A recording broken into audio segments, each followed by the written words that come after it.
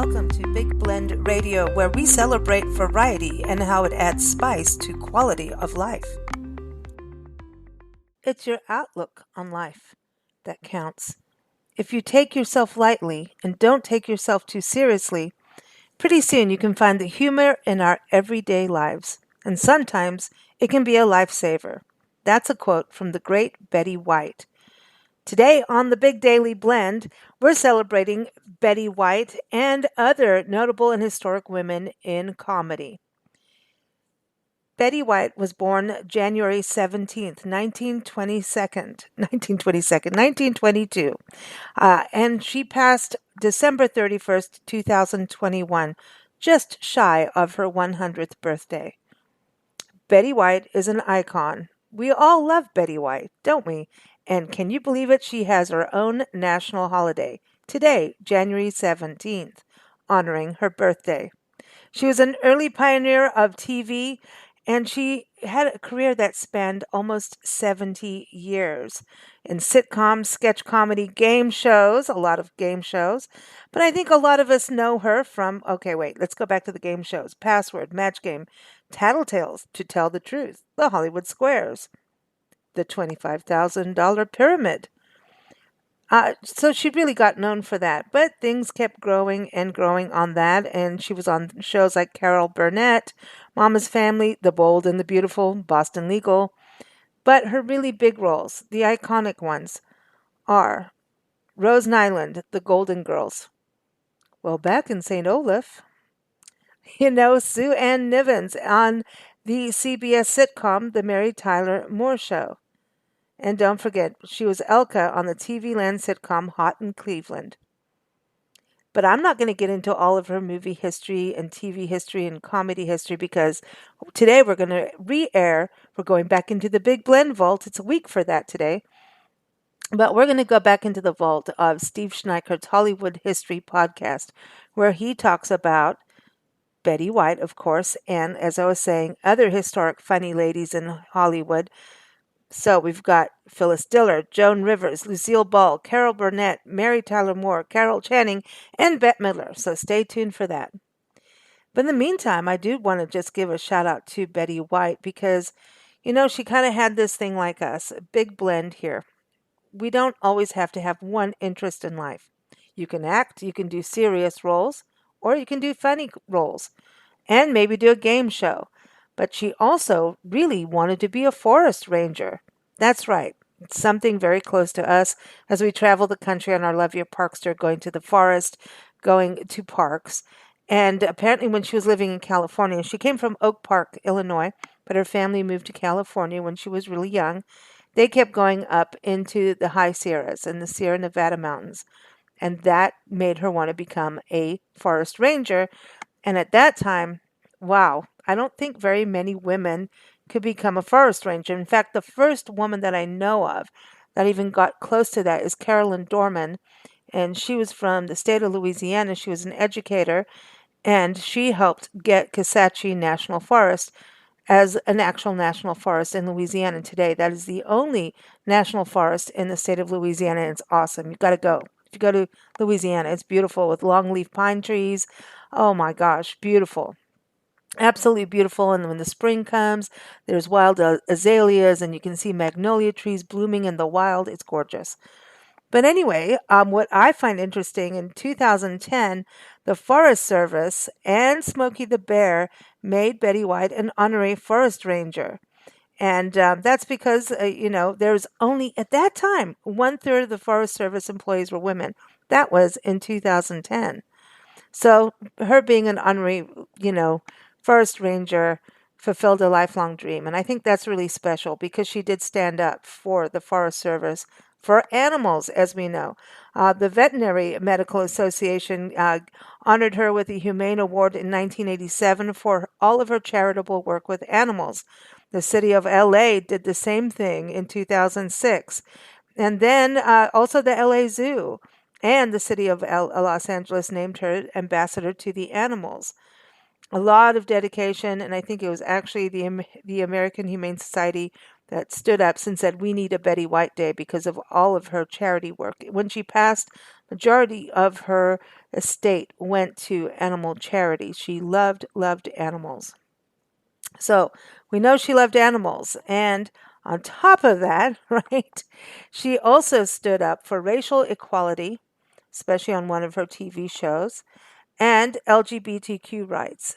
So she was a person with strong ethics, moral, social justice, and also animal justice. She gave voice to those who don't have a voice in many ways, especially when it comes to animals. But also, she was part of World War II history. In 1941, she volunteered for the American Women's Voluntary Services, and her assignment included driving a PX truck with military supplies to the Hollywood Hills. She also participated in events for troops and performed before they were deployed overseas. So, Miss Betty White, happy birth anniversary to you. You still make us laugh, you still make us cry, and you make us want to do better in the world and better for all of us. So, we're going to move forward to Steve Schneickert's Hollywood History segment in a second, but I do want to give you the actual song of the day is Oh Betty, the Betty White song. And this is from the Wanna Beatles. It was written in 2012 when she was 90 years old. I've got the link in the show notes, so please enjoy the Hollywood History segment with Steve Schneickert. And let's all be a Betty for a day, a good Betty, a happy Betty, one that thinks of all the animals, the forest, the nature, and for those that may sometimes in life not have a voice. Take care.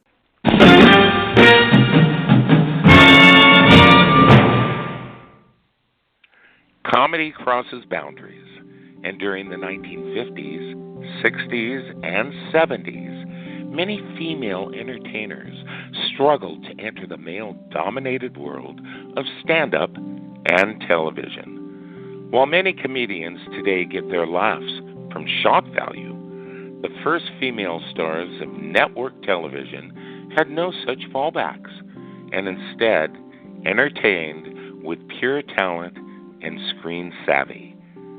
They're just funny. Silly as hell is how Betty White describes these pioneers, who are also her peers. White's first television series aired in syndication from 1 October 1953 to 1 September 1955. It was called Life with Elizabeth.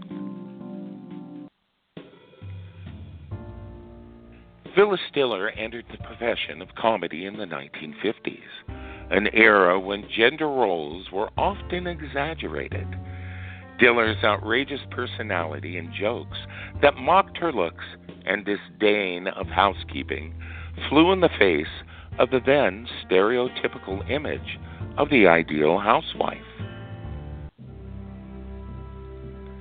Joan Rivers pitched The Tonight Show with Johnny Carson for 7 years before they booked her in 1965.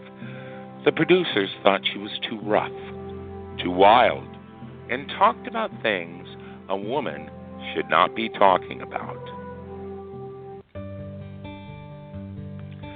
When show settings eventually moved from homes to the office, the funny ladies of television took on the male-dominated workplace with sass, humor, and spunk, laying the foundation for future stars. I love Lucy and she loves me. We're as happy as two can be. I Love Lucy, starring Lucille Ball and Desi Arnaz as Lucy and Ricky Ricardo, won 5 Emmys during its 6-year run from 1951 through 1957.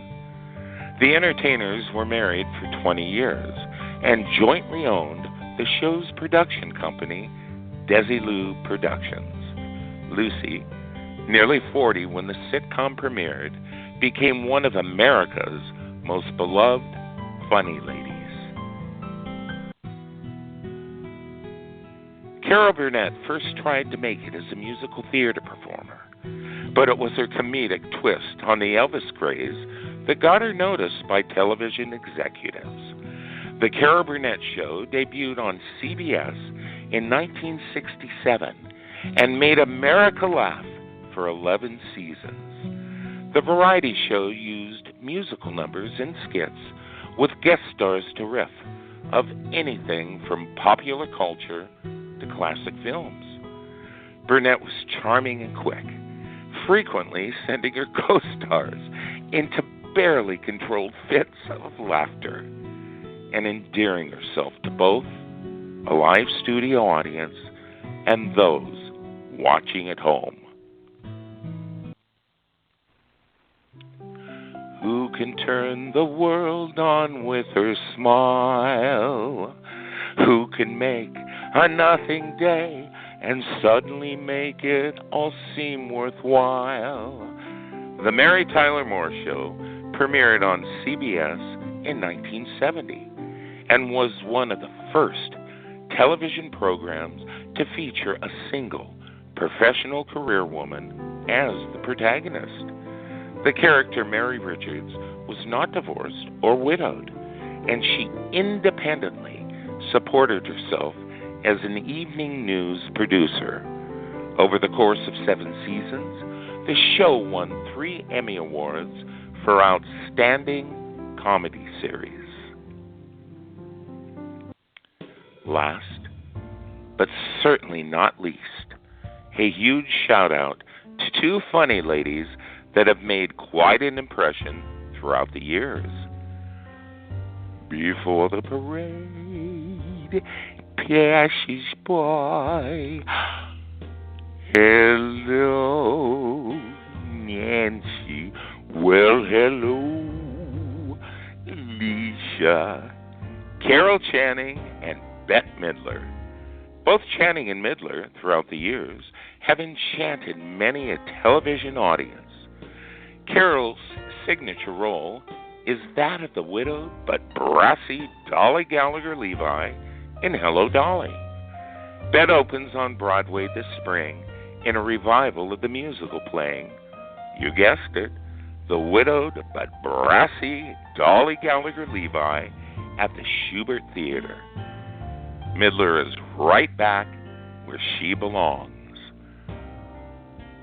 I'm so glad we had this time together, just to laugh or sing a song.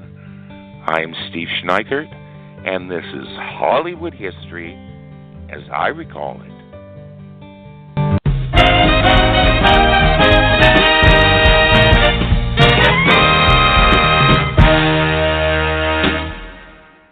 Thank you for listening to Big Blend Radio. Keep up with our shows at bigblendradio.com.